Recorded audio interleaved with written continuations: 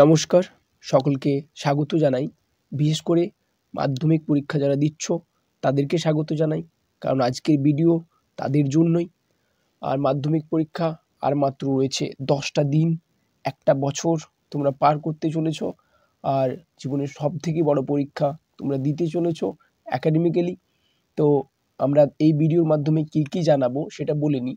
এই ভিডিওর মাধ্যমে তোমরা জানতে পাবে যে তোমাদের সাবজেক্টের যে অ্যান্সারগুলো সেগুলো কিভাবে দেবে, কি নিয়ম তোমাদের পরীক্ষার হলে মেনটেন করতে হবে, কি জিনিস তোমরা করবে না, আর কিছু স্পেশাল টিপস আছে। তো ভিডিওটা শেষ অবধি দেখো। চলো আমরা এবার শুরু করি। তো আমরা দেখে নেব তোমাদের কি বিষয় আছে। তোমরা হয়তো অলরেডি পড়েছো। তোমাদের বিষয় রয়েছে বাংলা, রয়েছে ইংরেজি, সাথে রয়েছে ইতিহাস, সাথে রয়েছে ভূগোল, সাথে রয়েছে জীবনবিজ্ঞান, রয়েছে ভৌত বিজ্ঞানও, আর 7 নম্বর সাবজেক্ট যেটা সেটা রয়েছে গণিত বা অঙ্ক। তো এই 7টি সাবজেক্ট নিয়ে তোমরা মাধ্যমিক পরীক্ষা দিচ্ছ। প্রতিটি সাবজেক্টেই 90 রিটেন, 10 ওরাল, যেটা স্কুলে হয়।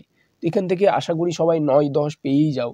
তো এই 90-এ কী করে তোমাদের 70+ বা 80+ তুলতে হবে সেটা নিয়ে তোমরা একটু ভেবে দেখবে যে কোন সাবজেক্টটা থেকে কোন জিনিসটা একটু সহজ হয়। গণিত থেকে তোমরা ট্রাই করবে। পাটিগণিতটা খুব সহজ হয়, ওখান থেকে 5-5 10 নম্বর তোলা যায়।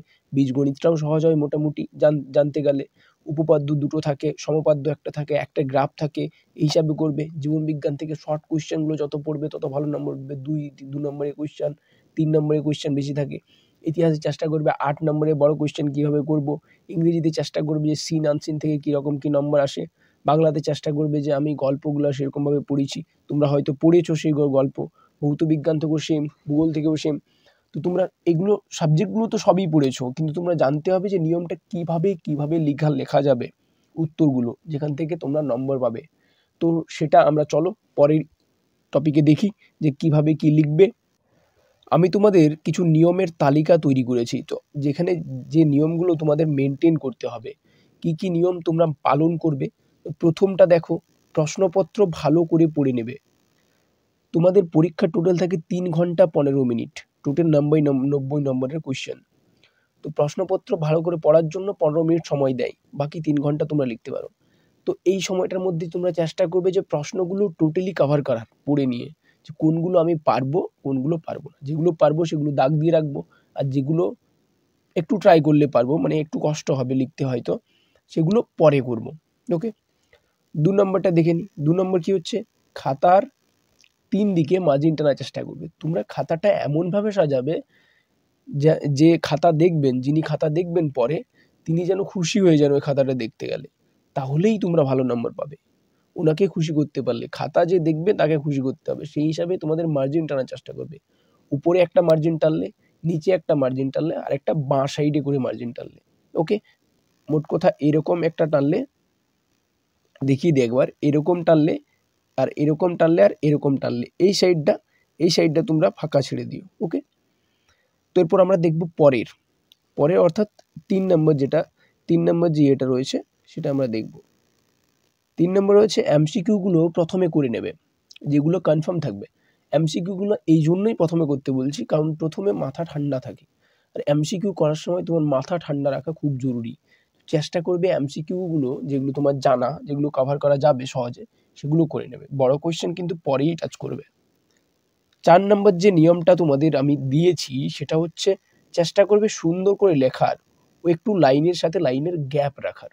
আমি যেটা প্রথমে বললাম যে যিনি খাতা দেখবেন তিনি চেষ্টা করবেন যে কে কতটা ভালোভাবে লিখেছে সেই হিসাবে। কারণ এখন তো তোমাদের বানানে করে নাম্বার কাটে না, যদিও বানান ঠিকঠাক করেই লিখবে। একটু গ্যাপ করে যদি লেখো তোমরা, তাহলে কি হয়, খাতা তো তোমাদের নিজের কারো নয়, খাতা তো সরকার দিচ্ছে। তো সেই হিসাবে চেষ্টা করবে একটু গ্যাপ করে লেখার, যিনি খাতা দেখবেন তিনি যেন ভালো করে বুঝতে পারেন। চলো এরপর আমরা পরের নিয়মে চলে যাই। পরের যে নিয়মটা আমি তোমাদের বলেছি সেটা হচ্ছে বড় প্রশ্নগুলো লেখা শেষে নিচে একটা দাড়ি দিয়ে পরের প্রশ্ন লিখতে শুরু করবে।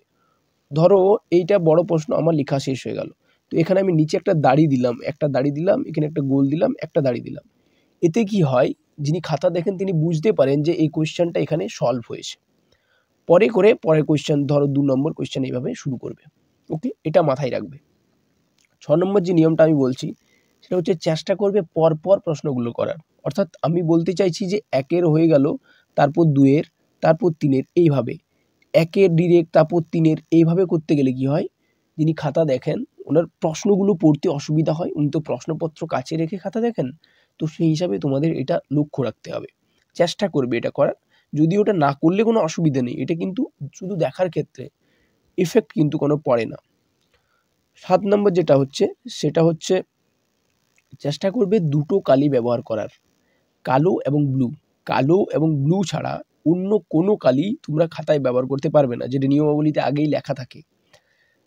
তো একটা কালি হলেও যথেষ্ট, কিন্তু কালো ব্লু দুটো থাকলে কি হয়, পয়েন্টগুলো সেরকম দেখতে ভালো লাগে, রংচং লাগে আর কি। তো এটা চেষ্টা করবে। এরপর দেখবো আমরা পরের আমাদের যেটা রয়েছে সেটা কি হচ্ছে, সেটা হচ্ছে স্মার্টলি লেখার চেষ্টা করবে সময় কম থাকলে। আমি বলতে চাইছি, ধরো তোমাদের একটা কোয়েশ্চেন দিয়েছে কিন্তু সময় তোমাদের হাতে বেশি নেই। তো সেখানে তোমরা চেষ্টা কি করবে, যে পয়েন্ট আউট করে দেবে, যে বড় বড় সব পয়েন্টগুলো সেগুলো লিখে নিলে। পুরোটা লেখার দরকার হলো না। যিনি খাতা দেখবেন উনি বুঝবেন যে হ্যাঁ ঠিক আছে, এইভাবে ছেলেটা বা মেয়েটা হয়তো সময় পায়নি, সেই হিসেবে লিখে দিয়েছে। তো এখানে তোমাদের নম্বর দেবে। তো স্মার্টলি লেখার চেষ্টা করবে। ৯ নম্বর যেটা হচ্ছে, সেটা হচ্ছে কোনো প্রশ্ন একদম ছেড়ে আসবে না, একদমই না জানলে। হ্যাঁ, এই কথাটাই তোমাদেরকে আমি বলছি। সাদা খাতায় এলে নাম্বার কোথা থেকে দেবে ওনারা? নিজে লিখে তো আর নাম্বার দেবেন না। তো সেই হিসাবে তুমি চেষ্টা করবে যতটা সম্ভব প্রশ্নগুলো কভার করে আসার। একদমই না জানলে ভুলভাল কিছু লিখে আসার দরকার নেই। ভুলভাল না লিখে চেষ্টা করবে যে একটু ভালো লেখার, আর অল্প জানলেও লিখে দিয়ে আসবে। পরেরটাতে চলে যাই। পরে হচ্ছে কম করে ৫ থেকে ১০ মিনিট আগে লেখা শেষ করে একবার চক বুলিয়ে আসবে। তো নিয়মের যে ১০ নম্বরটা আমি বলেছি, সেটা হচ্ছে কম করে ৫ থেকে ১০ মিনিট আগে তোমার লেখা হয়ে যাবে। ভালো করে লিখলে ৫-১০ মিনিট আগেই হয়ে যাবে, তার আগেও হয়ে যেতে পারে। একবার চোখ বুলিয়ে নেবে খাতায়। মানে হয় কি, এটা আমাদের সময় হতো, এখনো হয়, ভবিষ্যতেও হবে, যে আমাদের নাম্বারিংটা অনেক সময় ভুল হয়ে যায়। আমরা হয়তো অ্যান্সারটা ঠিক লিখছি, কিন্তু এর নাম্বারটা আমরা ভুল দিয়ে ফেলেছি। চেক করলে অন্তত ওই নাম্বারিংটা তোমরা চেক করো ভালো করে। কারণ ওটা ভুল হলে একটু অসুবিধাতে পড়তে হবে। তো ওটা যাতে না ভুল হয়। তাহলে কি তোমরা করবে সেগুলো কনফার্ম হয়ে গেল। চলো পরে যাই। এরপর তোমাদের দেখতে হবে যে তোমরা কি করবে না, যেগুলো তোমরা করবে না। কি করবে না? প্রথম হচ্ছে প্রশ্নের উত্তর ব্যতীত উল্টোপাল্টা কিছু একদম লিখবে না। এগুলোতে যিনারা খাতা দেখেন ওনারা একদম রেগে যান। ধরো উল্টোপাল্টা নিজের নাম লিখে দিলে, বা অন্য কিছু নাম লিখে, নিজের গার্লফ্রেন্ডের নাম, বয়ফ্রেন্ডের নাম, এইসব একদম করবে না। যদি ভালো নাম্বার তুলতে চাও, ভবিষ্যতে ভালো স্কুলে পড়তে চাও, ভালো সায়েন্স নিয়ে পড়তে চাও, তো এইগুলো একদম বাচলামিগুলো করবে না। সোজা সাপটা উত্তর লিখবে, সিম্পল আছে। পরে দেখব ২ নম্বর। ২ নম্বর যেটা করবে না, সেটা হচ্ছে পরীক্ষকের সাথে কোনো রকম কোনো তর্ক থেকে বিরত থাকবে। হতে পারে পরীক্ষক তোমাকে উস্কাবে, হয়তো অনেক কিছু বলে যেখানে সামলানো যায় না। চেষ্টা করবে যে পরীক্ষাটা কমপ্লিট করার পরে আমি সেটা উত্তর দেব। আমি একদমই বারণ করছি না যে পরীক্ষক যা ইচ্ছে তাই বলবে না, তুমি কিছু বলবে না, এমনটা না। তুমি বলবে, জবাব দেবে, কিন্তু পরীক্ষার পর। কারণ পরীক্ষাটা তোমার জীবনের ১ম পরীক্ষা, আর একবারই দিতে পারবে যেহেতু। ভবিষ্যতে ফেল করলে দিতে পারবে, কম নম্বর পেয়ে গেলে তো কিছু করার নেই। তো সেই হিসাবে মাথাটা ঠান্ডা রেখে পরীক্ষার পর জবাবটা দিও। আর যেটা করবে না একদমই, সেটা হচ্ছে ওই সময়টুকু কারোর দিকে কোনো ধ্যান না দিয়ে নিজের উপর ফোকাস রাখবে। ওই ৩ ঘন্টা ১৫ মিনিটটা সম্পূর্ণ যেন তোমার নিজের হয়। ওটা যেন অন্য কেউ না নিয়ে নেয়। চেষ্টা করবে ওই সময়টাতে তুমি যা জানো, তুমি যা পড়ে এসেছো সেইভাবে লেখার। তুমি যদি ওটা জানো না, লেখো না। ওটা পরীক্ষার খাতায় লিখে নাম্বার পেয়ে কোনো লাভ নেই। ৪ নাম্বার যেটা করবে না, সেটা হচ্ছে ভুল লিখলে গোল করে লাইন কাটবে না।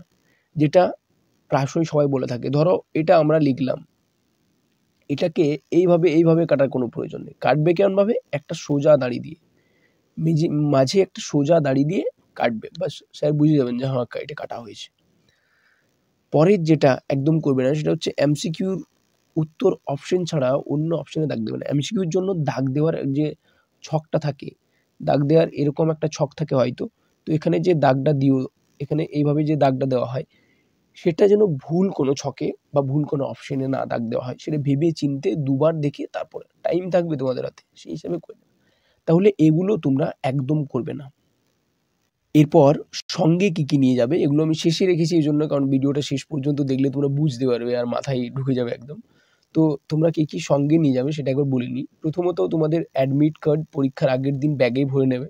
কারণ অ্যাডমিট কার্ড আশা করি ভুলবে না, বাট যদিও ভুলে যাও তো আগের দিন সব রেডি করে নিলে একদম বেগে।